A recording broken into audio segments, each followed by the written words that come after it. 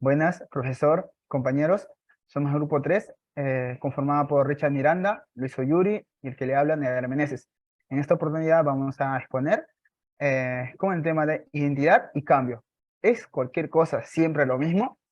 Y voy a dar pase a mi compañero Richard para que pueda continuar. Bueno, yo soy Richard Miranda y a mí me tocó hacer el resumen de este capítulo. El tiempo está involucrado en muchos acertijos. Veremos un tipo de ellos en este capítulo. Concierne a problemas que surgen cuando las cosas cambian y específicamente a la pregunta sobre lo que podemos decir acerca de la identidad de los objetos que cambian con el tiempo. Aquí hay un ejemplo. Todos pensamos que los objetos pueden sobrevivir al cambio. Por ejemplo, cuando pinto un armario, aunque su color cambie, sigue siendo el mismo armario. O cuando cambiamos de peinado, o si somos tan desafortunados como para perder una extremidad, seguimos siendo nosotros. Pero ¿cómo puede sobrevivir todo el cambio? Después de todo, cuando cambiamos de peinado, la persona que resulta es diferente, no es del todo la misma. Y si la persona es diferente, es una persona diferente. Así que el viejo yo ha desaparecido de la existencia. Podría discutirse que ningún objeto persiste exactamente de la misma forma a través de cualquier cambio. Todo cambio significa que el viejo objeto desaparece de la existencia y se reemplaza con un objeto muy diferente.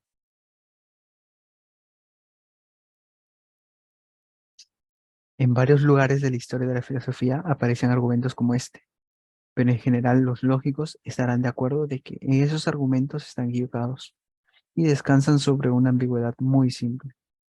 Debemos distinguir entre un objeto y sus propiedades.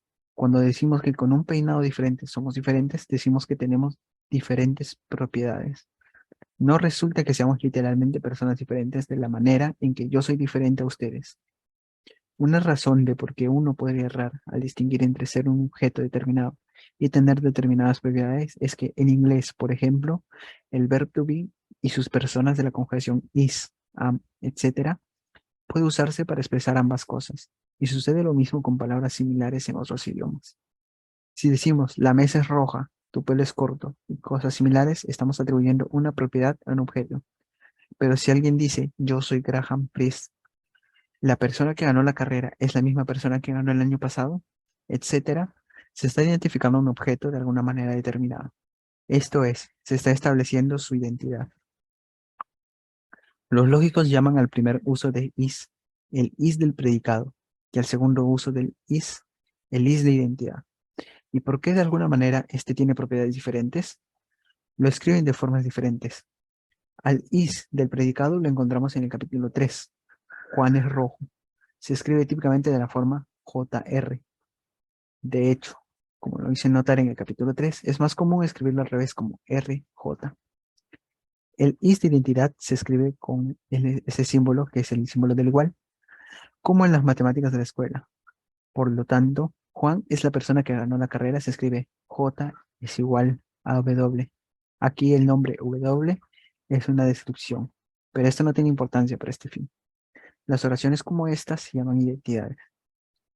¿Qué propiedades tiene la identidad? Primero, es una relación. Una relación es algo que vincula a dos objetos. Por ejemplo, ver es una relación. Si decimos Juan ve a María, estamos estableciendo una relación entre ellos. Los objetos relacionados no necesariamente tienen que ser diferentes. Si decimos Juan se ve a sí mismo, quizás en un espejo, establecemos una relación que Juan sostiene con Juan. Ahora bien, la identidad es una relación muy especial. Es una relación que cada objeto lleva consigo mismo y nada más. Lo más importante sobre la identidad, sin embargo, son las inferencias que la involucran. Aquí tenemos un ejemplo. Juan es la persona que ganó la carrera. La persona que ganó la carrera ganó un premio. Así que Juan ganó un premio. Podemos escribir esto de la siguiente manera, como podrán ver en la expresión, lo cual significa que Juan eh, es igual a W, W significando es la persona que ganó la carrera. Entonces, la persona que ganó la carrera ganó un premio, P significando que es un premio, y abajo en conclusión, concluimos que Juan entonces ganó un premio.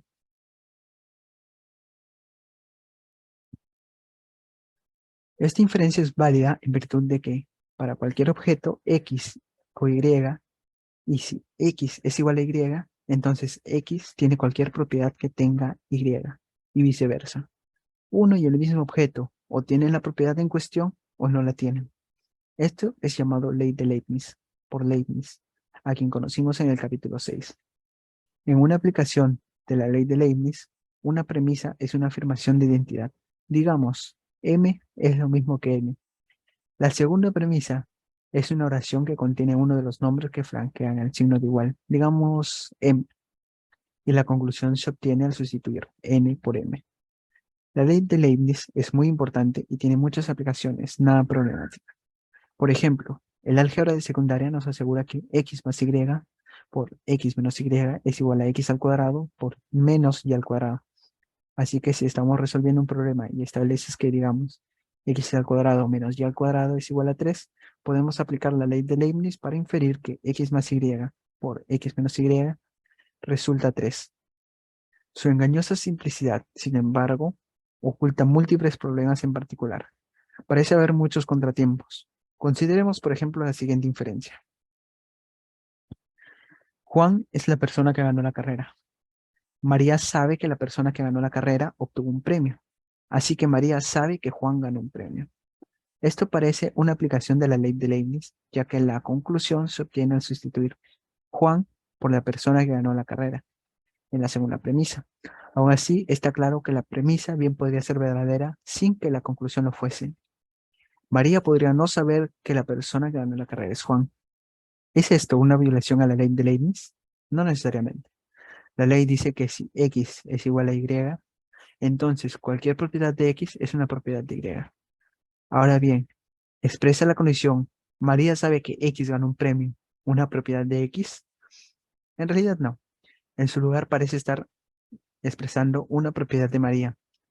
Si María dejara de existir de repente, esto no cambiaría para nada X.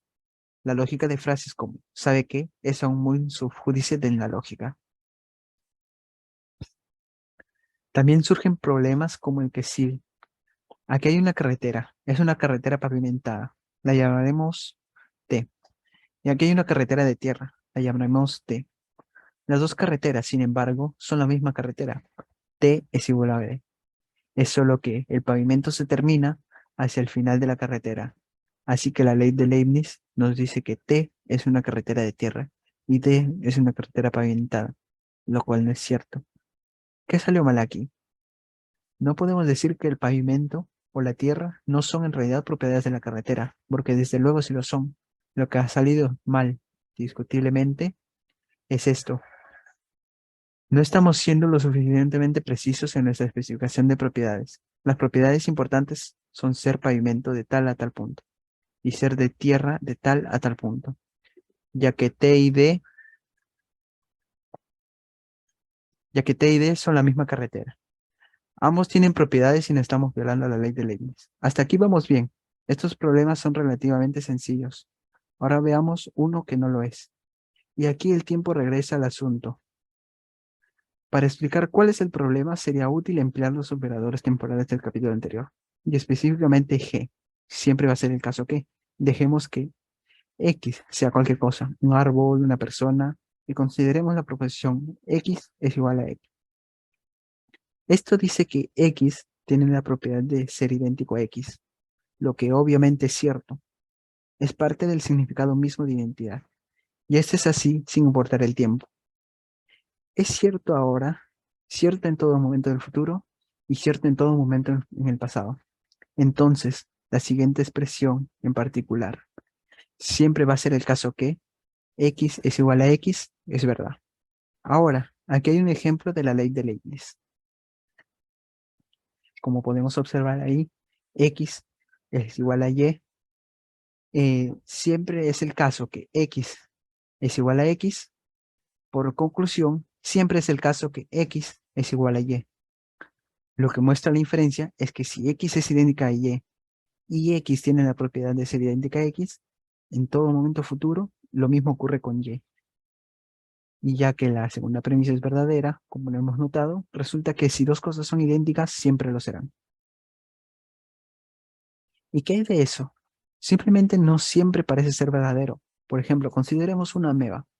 Las amebas son criaturas acuáticas unicelulares que se multiplican por fisión. Una ameba se divide por la mitad para formar dos amebas. Ahora tomemos a una ameba A que se divide para formar dos amebas, B y C. Antes de la división, tanto B como C fueron A. Así que antes de la división, B era lo mismo que C. Después de la división, sin embargo, B y C son amebas diferentes. Así que, si dos cosas son las mismas, no necesariamente se sigue que siempre vayan a serlo. No podemos salir de este problema de la misma manera en que salimos del anterior. La propiedad de ser idéntico a X en todo momento futuro es ciertamente una propiedad de X. Y no parece ser el caso de que la propiedad se haya planteado de una manera muy burda. Parece que no hay forma de hacerlo con mayor precisión para evitarle el problema. ¿Qué más podemos decir? Un pensamiento natural es que antes de la división, B no era A, solo era una parte de A. Pero B es una ameba y A es una criatura unicelular. No tiene partes que sean amebas, así que B no puede ser parte de A. Más radicalmente, uno podría sugerir que B y C en realidad no existieron antes de la división, que empezaron a existir entonces. Si no existieron antes de la división, entonces no fueron A antes de la división.